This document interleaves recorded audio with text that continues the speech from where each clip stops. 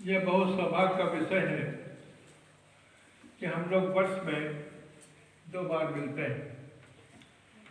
ये बहुत अच्छी बात है। बाबा ने यह कहा कि आपस में विचार विमर्श, आपस में सहयोगिता, आपस में चर्चाएं क्या बहुत आवश्यक है। इसके लिए कोई प्लेटफॉर्म नहीं था। जब आनंद मार्ग में पहला स्कूल खुला, मुझे याद है 1962 में आनंदपुर का स्कूल खुला। जब वहाँ पर पधारे बाबा, तो बाबा जो वहाँ के सज्जन थे जिन्होंने जमीन दान दी थी, एक बहुत पुराने मार्गी थे प्रभास करके, उनके पिताजी, वो बेचारे रहते थे भागलपुर में, लेकिन बंगला भाषी थे। प्रभास की माता जी भागलपुर की हिंदी भाषी महिला थी। जब बाबा उतरते हैं गाड़ी से और वहाँ चल रहे हैं, तो उन्होंने कहा कि ऐसा फूल बाबू को कहीं नहीं देखा। बंगला में फूल बाबू का मतलब होता है दामाद। जो बहुत सुंदर दामाद दिखता है उसको फूल बाबू बोलते हैं। तो बाबा मुस्कुराने लगे। तो बाबा ने पूछा कि आपने कितनी जमीन दान दी? तो उन्होंने कहा कि देखिए मुझे अंदाज नहीं, लेकिन जितनी दूर तक आपकी दृष्टि जाए वहाँ तक जमीन हमने दान दी। तो बाबा ने कहा कि ये थोड़ा गड़बड़ है, हमारी दृष्टि तो विश्व के कोने कोने तक पहुँच जाएगी, तो कहाँ तक तुम दान दोगे? तो वो उन्होंने कहा कि बाबा मैंने तो आपको समझा नहीं था, तो अब बताओ। तो उन्होंने बताया कोई 5-6 एकड़ उन्होंने बताया। तो बाबा कहते हैं कि देखो पीछे जो पहाड़ी है, जब पहाड़ बहुत पुराना पहाड़, अष्टावक्र, इस पर उन्होंने साधना की है और उन्होंने सिद्धि लाभ की थी। तो कहते हैं कि गांव के लोग बकर बकर कुछ करते हैं, नहीं वो समझते नहीं कि अष्टावक्र उनका नाम था।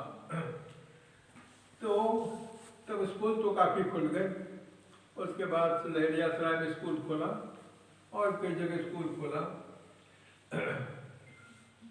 मुझे बनाया गया पहला एजुकेशन इंचार्ज।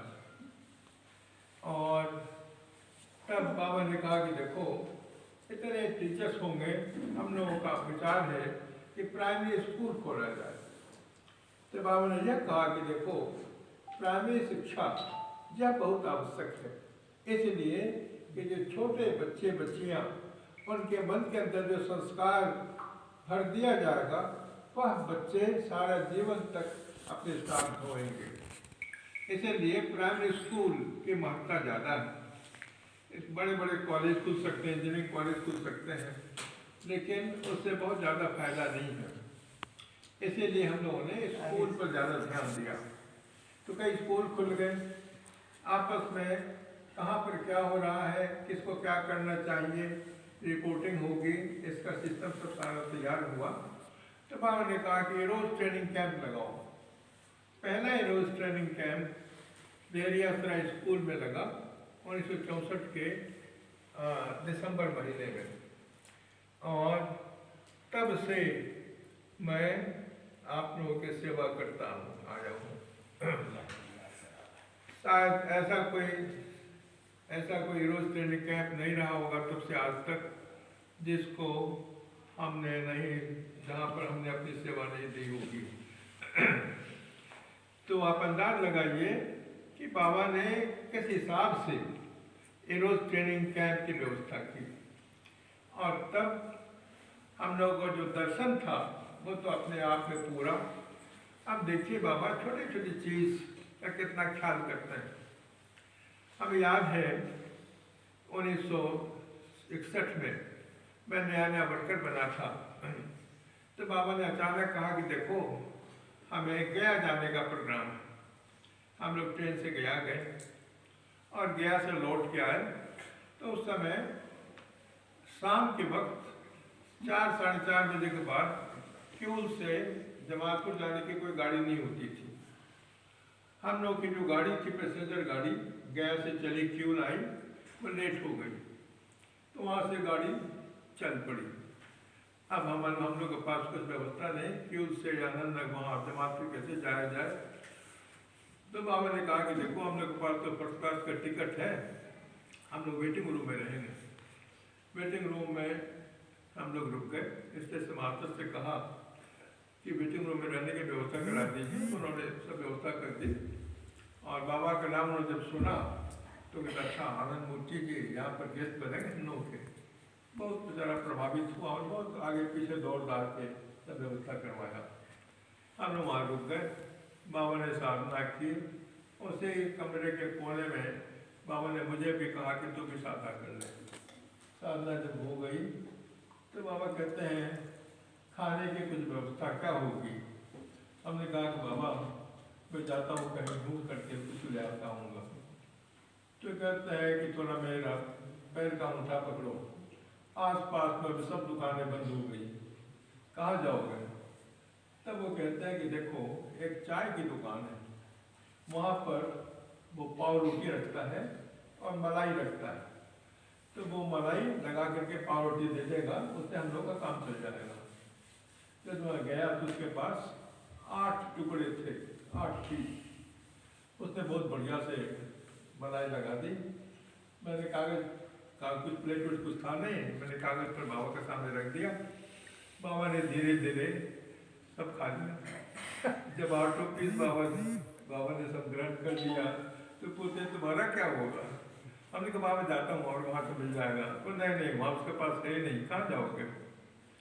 तब वो कहते हैं कि देखो इसे प्लेटफॉर्म के बिल्कुल आखिर में एक बूढ़ी माता रहती है, तो वो दिन में लिट्टी बना करके बेचती, तो वहाँ जाओ शायद मिल जाए। मैं वहाँ गया तो बूढ़ी माँ बैठी थी। हाँ बेटा आ जाओ, तो क्या लिट्टी खाओगे। हमने कहा कि हाँ। वहाँ की भाषा में बोल रही थी, तो हमने कहा कि हाँ हाँ। हमने कहा कि देखो माता जी उसमें प्याज लहसुन नहीं होना चाहिए। मुझे बिल्कुल बन जाएगा, मैं बेचती हूँ तो लहसुन डाल करके, लेकिन मैं नहीं खाती हूँ।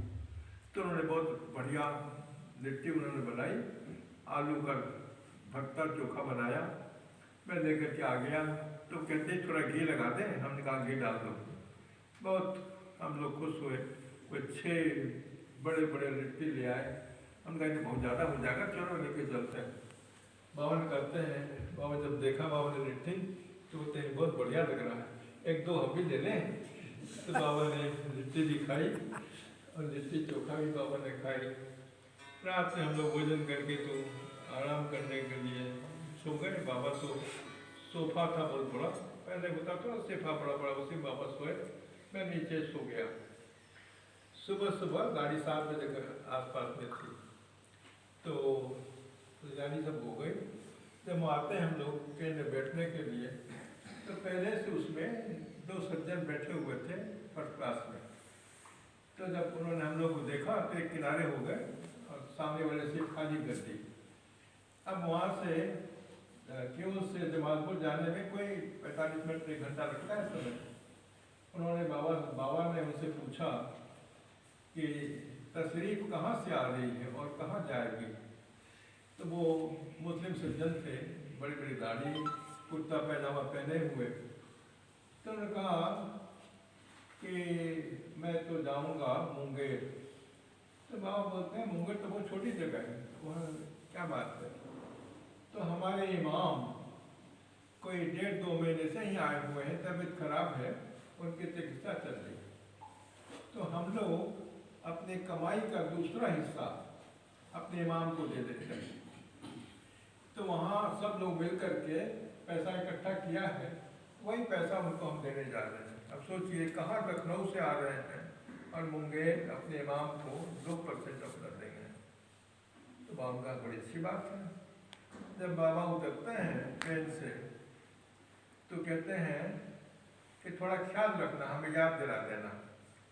हम तो बाबा क्या, तो वो केवल इतना ही कहना कि बाबा वो जो इमाम की बात हो रही थी तो मुझे याद आ जाएगा।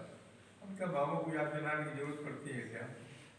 बाबा जब वहाँ अपने घर गए, घर भोजन करके जब वहाँ पहुँचे गेट पर जहाँ से बाबा ऑफिस जाते थे, तब इतना ही कहा कि बाबा इमाम ठीक याद दिलाए, बहुत अच्छा याद दिलाए।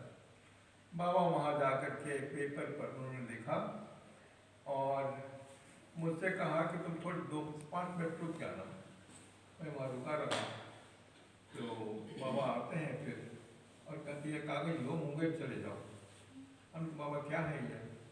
तो चरिया चंद की प्रिंटिंग हो रही है, छपाई हो रही है, उसमें जाके इसको जोड़ देना। तब से हमारे यहाँ भी 2% की व्यवस्था लागू हुई।